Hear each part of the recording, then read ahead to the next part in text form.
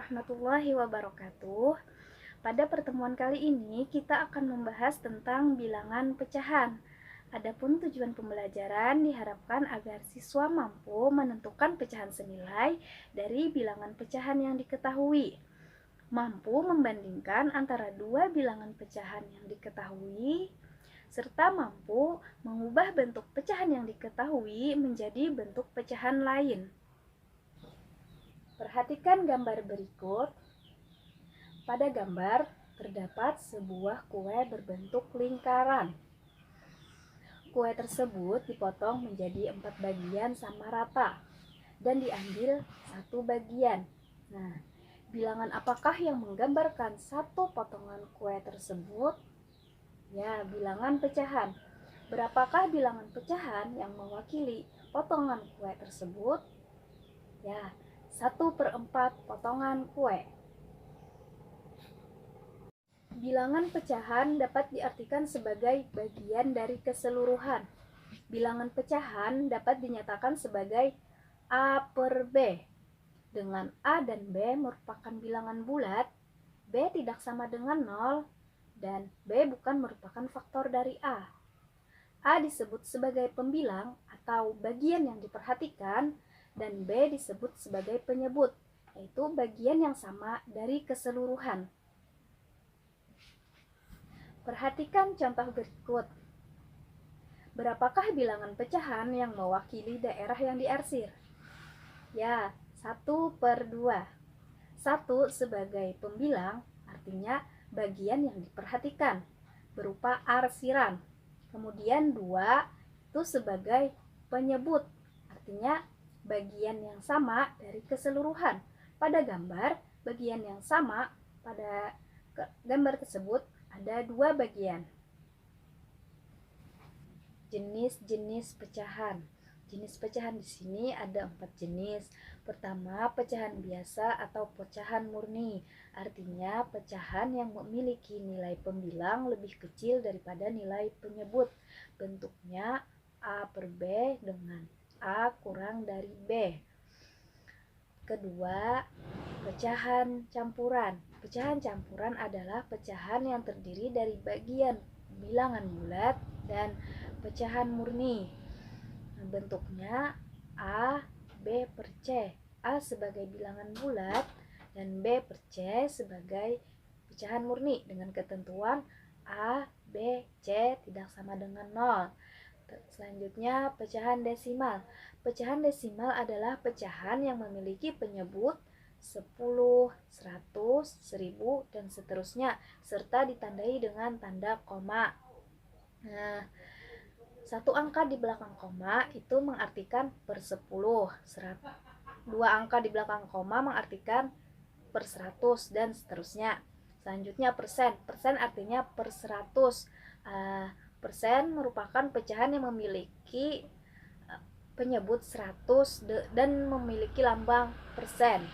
Selanjutnya, pecahan senilai.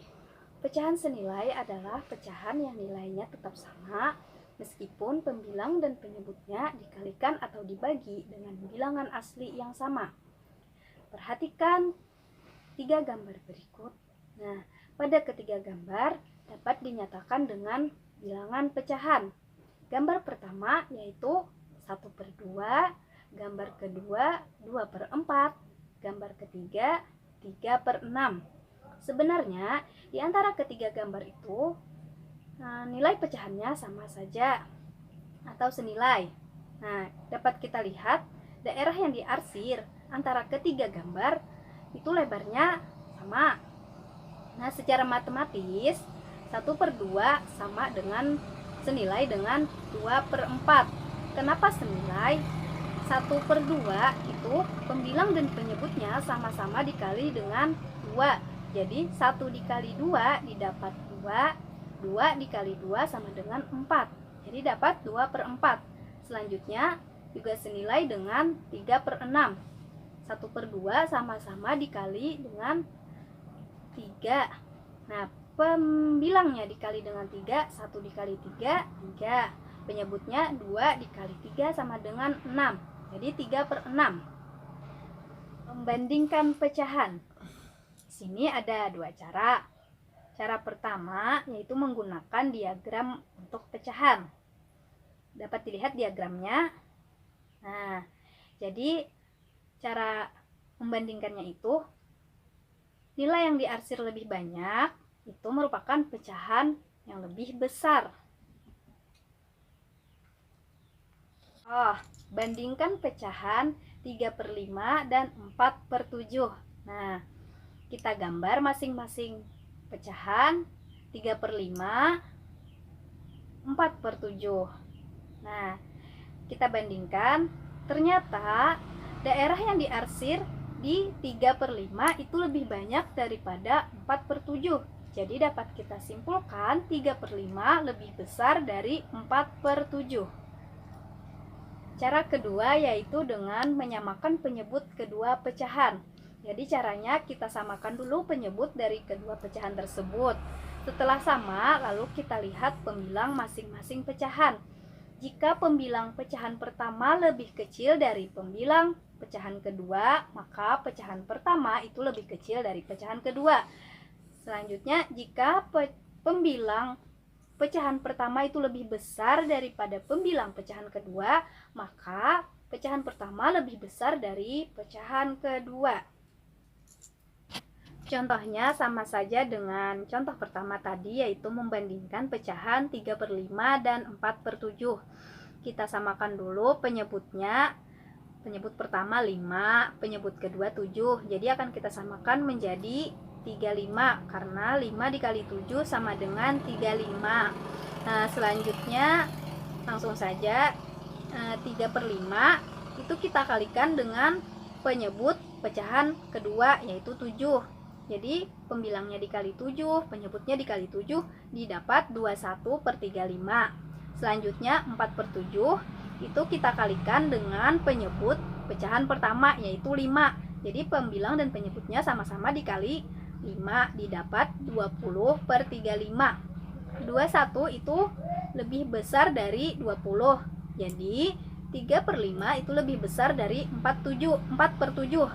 Sama saja dengan contoh pertama tadi.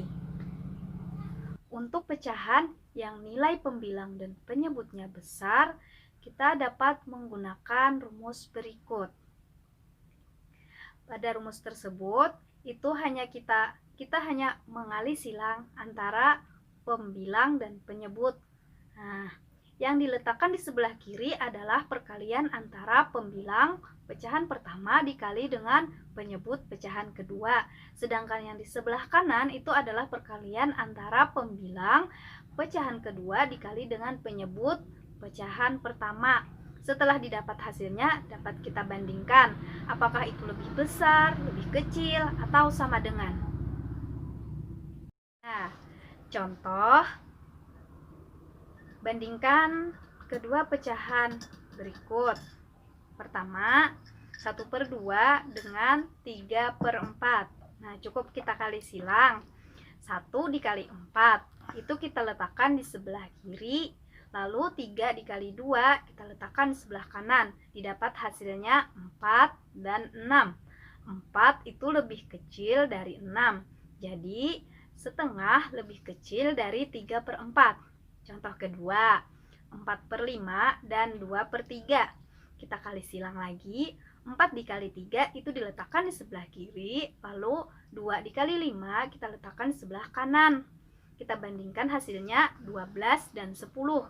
12 itu lebih besar dari 10. Jadi 4/5 lebih besar dari 2/3. Selanjutnya, mengubah bentuk pecahan. Pertama, pecahan biasa menjadi pecahan desimal atau sebaliknya. Caranya mengubah pecahan biasa menjadi pecahan desimal dengan menjadikan penyebutnya menjadi 10 atau 100 atau 1000 dan seterusnya. Contoh, tentukan pecahan desimal dari 2/5. Nah, itu kan penyebutnya 5. Jadi harus kita ubah, bisa mengubah tuh bisa ke 10 atau 100, karena 5 itu merupakan faktor dari 10, jadi bisa kita ubah penyebutnya jadi 10. 5 itu dikali 2 menghasilkan 10. Jadi pembilang dan penyebutnya dapat kita kalikan, sama-sama dikali 2. Jadi didapat 4/10. 4/10 sama saja dengan 0,4. Selanjutnya contoh kedua, ubahlah 0,25 menjadi pecahan biasa. 0,25 itu sama saja dengan 25/100. Karena apa? Karena dua angka di belakang koma, makanya pernya jadi 100. Lalu kita sederhanakan, sama-sama dibagi 25, didapat 1/4. Kedua, pecahan biasa menjadi persen atau sebaliknya. Pecahan biasa dapat diubah menjadi persen dengan cara dikali 100%. Contoh, tentukan bentuk persen dari 1/5. Jadi 1/5 kita kali dengan 100%. 1 dikali 100 sama dengan 100%. 100% dibagi 5 sama dengan 20%. Nah, jadi didapat 20%. Contoh kedua, ubahlah 36% menjadi pecahan biasa. 36% itu sama saja dengan 36/100. 36/100 dapat kita sederhanakan dengan sama-sama membagi 4. 36/100 sama-sama dibagi 4 didapat 9/25. Ketiga, mengubah desimal menjadi persen atau sebaliknya. Cara mengubah desimal menjadi persen itu cukup kita kalikan dengan 100%. Contoh, tentukan bentuk persen dari 0,42. Nah, jadi langsung saja 0,42 kita kalikan 100% didapat 42%. Contoh kedua, ubahlah 73% menjadi bilangan desimal. Nah, 73% sama saja dengan 73/100. Nah, 73/100 kalau diubah ke desimal itu sama saja dengan 0,73.